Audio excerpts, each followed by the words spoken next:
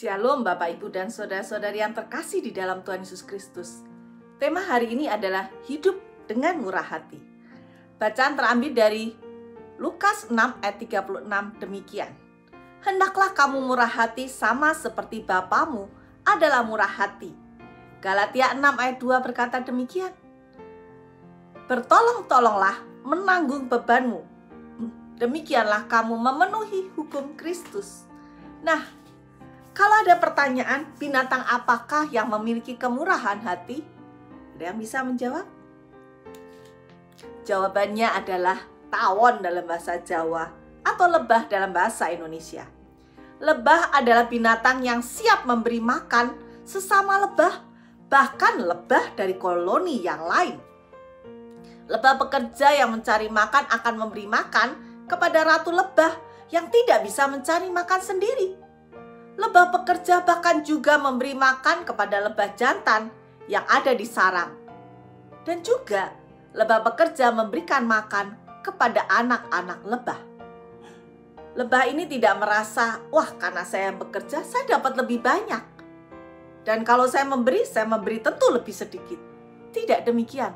Lebah atau tawon ini berbahagia dengan cara hidup yang mereka lakukan. Dan mereka sama-sama bisa bertahan hidup. Nah, pelajaran dari lebah yang memiliki sifat murah hati ini kita juga sama-sama belajar. Sifat itulah yang menggerakkan hati untuk memberi sebagai wujud kasih kepada sesama. Ketika seseorang menjadi murah hati, maka disadari atau tidak sesungguhnya kesadaran dari dalam hatinya bahwa masih ada orang lain yang tidak seberuntung dirinya. Walaupun mungkin dirinya bukanlah sosok yang kaya raya. Sekaligus hal tersebut menjadi pertanda orang tersebut menghargai sesama sebagai pihak yang layak untuk menerima kemurahan hati darinya. Inilah wujud belas kasih yang terpancar dari kemurahan hati. Kemurahan hati sebenarnya tidaklah pernah tergantung dari berapa besar jumlah harta yang kita miliki.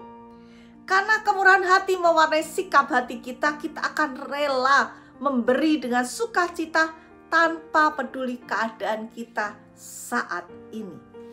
Dalam bagian lain Matius 6 ayat 7, Tuhan Yesus berkata, berbahagialah orang yang murah hatinya karena mereka akan beroleh kemurahan. Ada janji berkat Tuhan yang disediakan bagi orang yang memiliki kemurahan hati, di mana Allah akan memberikan kemurahannya entah itu di dalam dunia ini ataupun ketika kita berpulang ke rumah Bapa, kita menikmatinya. Oleh karena itu, semua berkat yang kita terima, kita lihat dari perspektif bahwa berkat yang Tuhan berikan juga untuk kita salurkan untuk memberkati orang lain. Sahabat yang terkasih dalam Tuhan, Tuhan tidak menciptakan kita sebagai laut mati, tetapi sebagai saluran berkat-Nya. Ketika kita tidak bisa menjadi saluran berkat yang baik bagi Tuhan, maka jangan terkejut atau jangan menyalahkan Tuhan.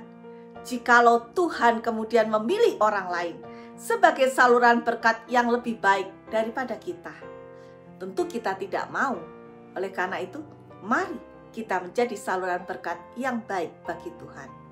Tuhan memberkati kita. Amin.